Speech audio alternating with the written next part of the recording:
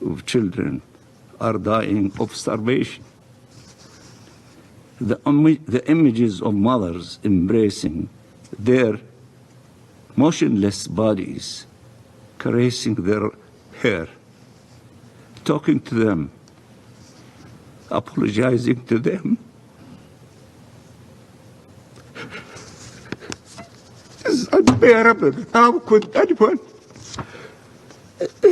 tolerate this sorrow?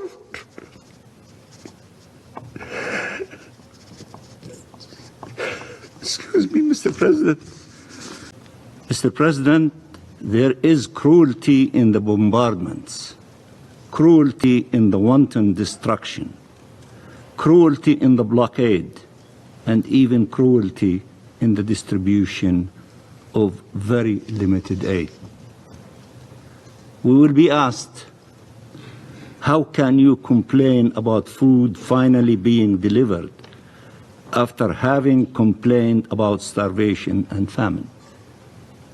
Isn't it any aid better than no aid at all?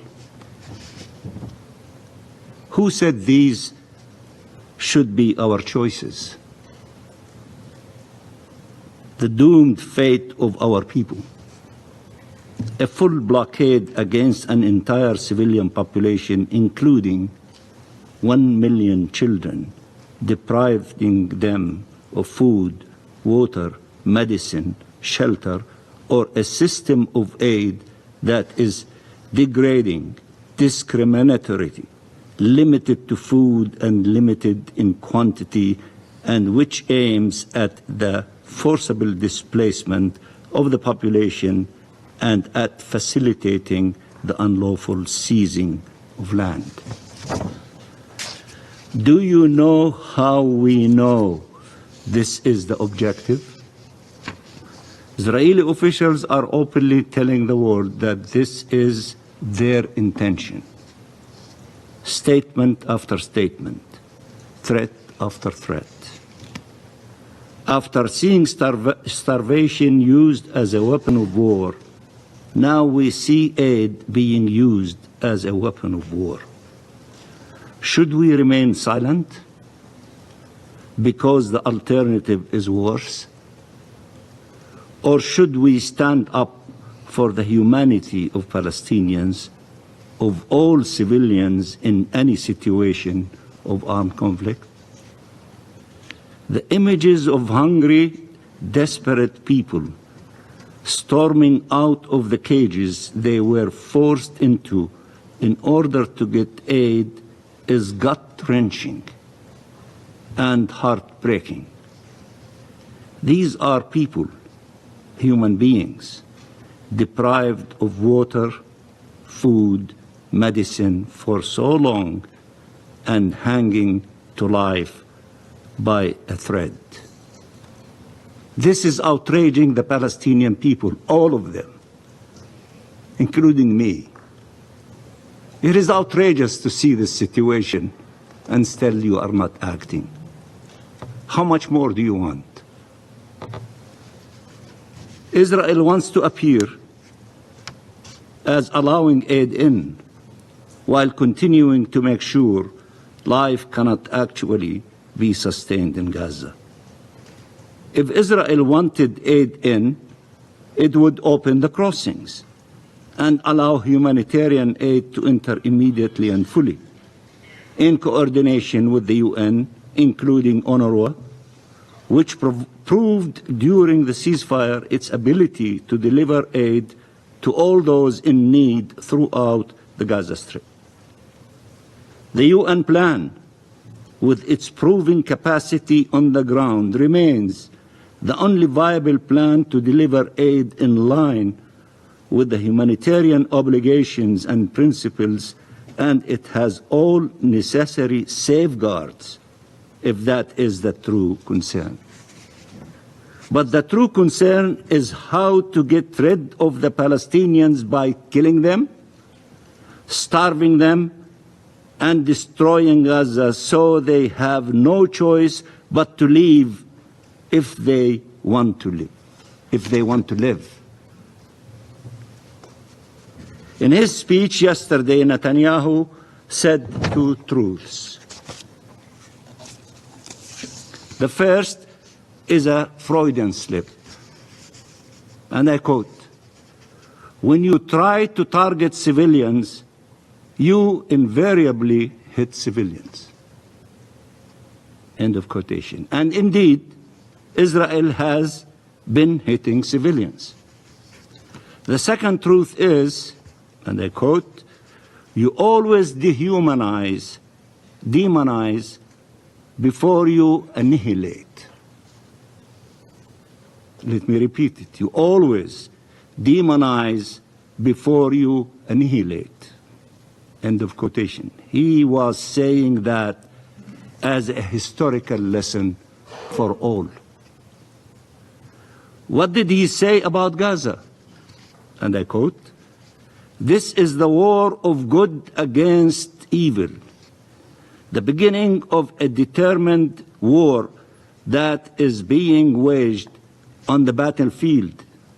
It is being waged against the human animals," that's us, "against the monsters," that's us, "that attacked us with hideous brutality 20 months ago, and we will defeat them and annihilate them.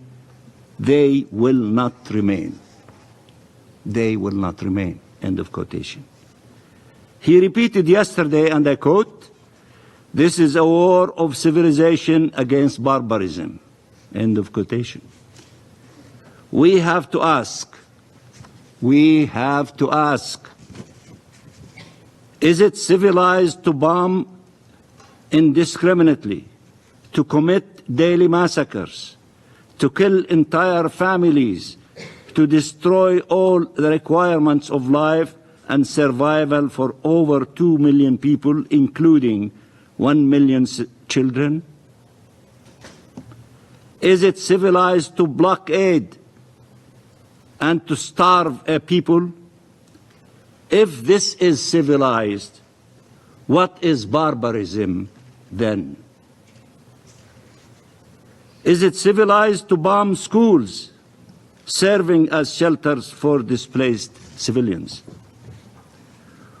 When you see the images of 6-year-old Ward al-Sheikh Khalil, the first question should be, how did she find herself amidst the flames, which my brother Ammar showed you the picture? It is because of an Israeli strike on a school turned into a shelter. 36 people were killed in that strike, mostly women and children. Ward survived, but her mother and 5 of her siblings did not make it out of the burning buildings. And again, my brother Ammar showed you the pictures. She will forever have to live with that trauma. And as the distinguished brother Ferouz told us, 50% of those who are under 5 years old are not looking for life. They are looking for death because they cannot bear the pain of losing so many of dear ones, of their families and siblings. If we stop this genocide before she is killed too, Ward.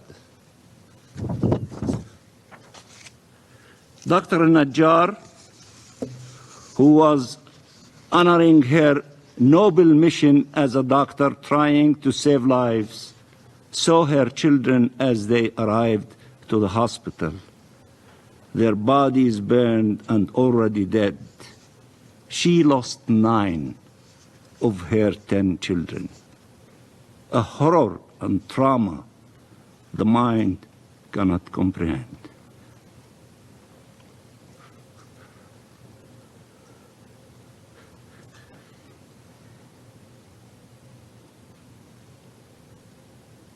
The heart cannot withstand.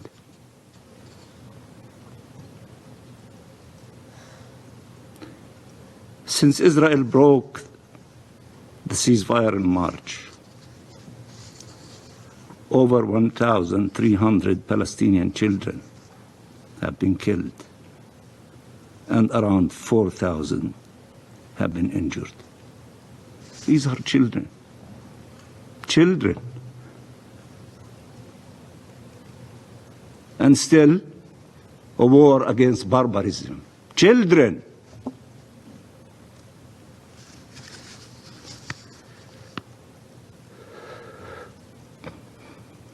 Dozens of children are dying of starvation. The images of mothers embracing their motionless bodies, caressing their hair, talking to them, apologizing to them. It's unbearable. How could anyone tolerate this horror?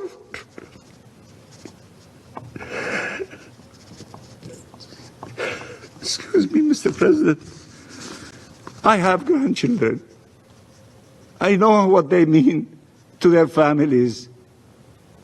And to see the situation of the Palestinians without us having hearts to do something is beyond the ability of any normal human being to tolerate.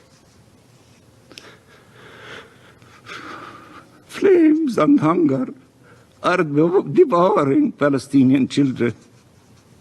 This is why we are so outraged as Palestinians everywhere, the 14 millions of us in the occupied territories, in the diaspora, in the refugee camps, in far places, all the way to California and in between.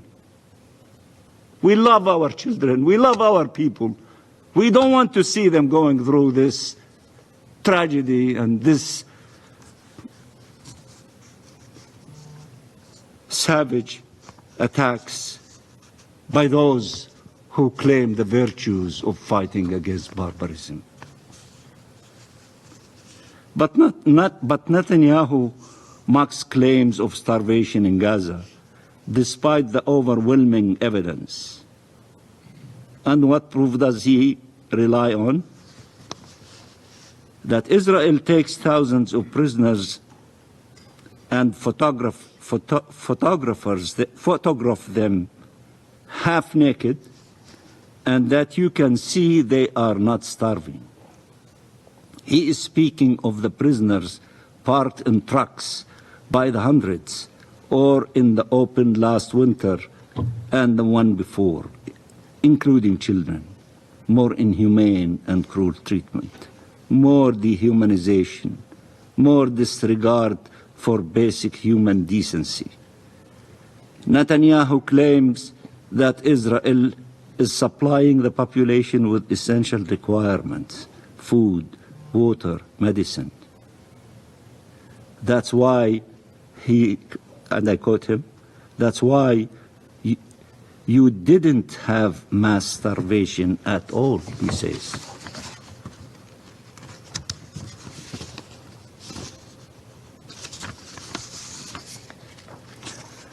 This is the same Netanyahu that decided to impose the total blockade that the people in Gaza endured over the last 10 weeks, deliberately denying them water, food, medicine, and shelter. This is the same Netanyahu who congratulated Smotrich, who, after the decision of allowing some aid end declared, and I quote, "Now we conquer, cleanse and stay until Hamas is destroyed. Along the way, what remains of the Gaza Strip is also being wiped out, simply because everything there has become one big terror city." End of quotation. The same Smotrich who spoke of the expansion of Israel's border on all fronts, inciting the crowd of Israeli extremists storming the streets of the old city of Jerusalem and Al-Haram al-Sharif on the so-called Jerusalem Day, Smotrich shouted, "Are we afraid of the world occupation?" Meaning thinking of the situation there. He shouts, "Are we afraid of the world?" The crowd answered, "No, we are not afraid." Are we settling the land of Israel? Are we liberating Gaza? The crowd cheered. Netanyahu said the objective of this destruction, Netanyahu said that the objective of this distribution mechanism was to have a sterile zone in the south of Gaza where the entire population can move. And he has repeatedly said that Israel wants to depopulate Gaza, calling it voluntary migration, the code name for ethnic cleansing and to take control of Gaza. So what should we all do? Pretend we cannot see? We cannot hear? Netanyahu is asking us not to believe his own statements, not to believe that the actions he took actually took place. He is asking you to redefine all of international law to fit Israeli crimes, to enable these atrocities. He is asking you to accept, to bargain with people's lives and with our existence as a nation, and with peace and security for all in our region. He wants to define the terms at the expense of everybody else. His political survival relies on it. We all know this. We have known it for a long time. Nearly 200,000 casualties between killed, injured, and have been the consequence of this. So what should be condemned? Genocidal statements and actions, or statements and actions to prevent the genocide? What should we condemn? There should be no character assassination of those who stand against these brutal policies, while those behind them are never held to account. We should see the truth. We should see clearly. For our part, our position is clear and unequivocal. Nothing can justify attacking civilians, whether Palestinians or Israelis. Double standards no more. We are human beings. We are proud Palestinians. We sit around this table. We should be treated exactly like everybody else.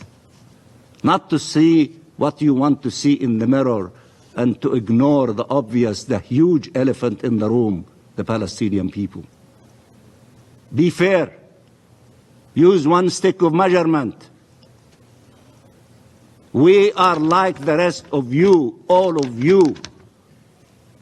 Don't have a system of measurements for one group and pretend the others do not exist. We do exist.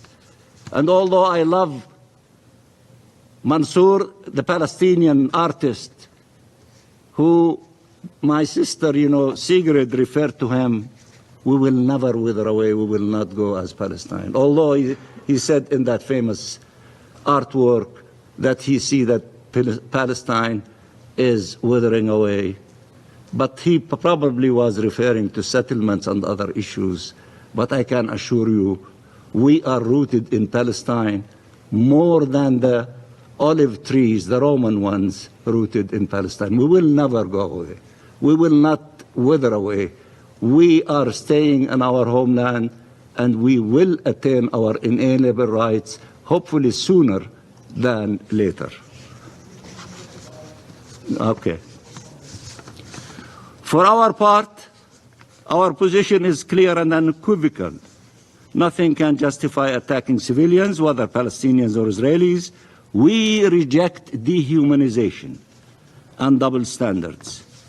Palestinian lives are not less important, less sacred, less worthy of protection.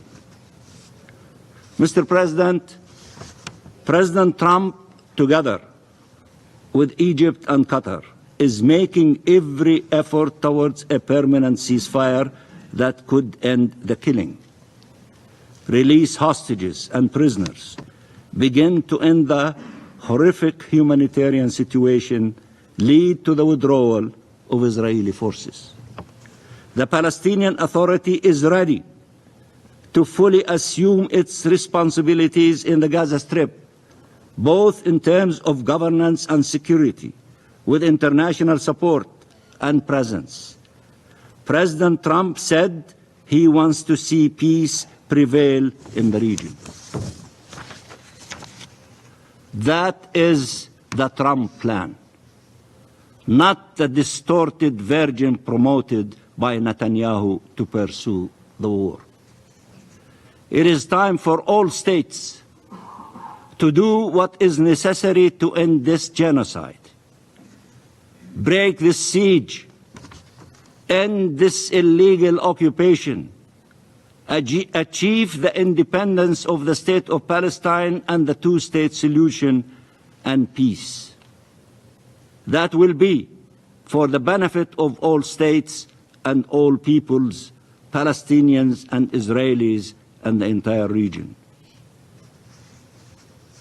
If the Security Council does not act, there is nothing that prevents you from acting in your national capacity.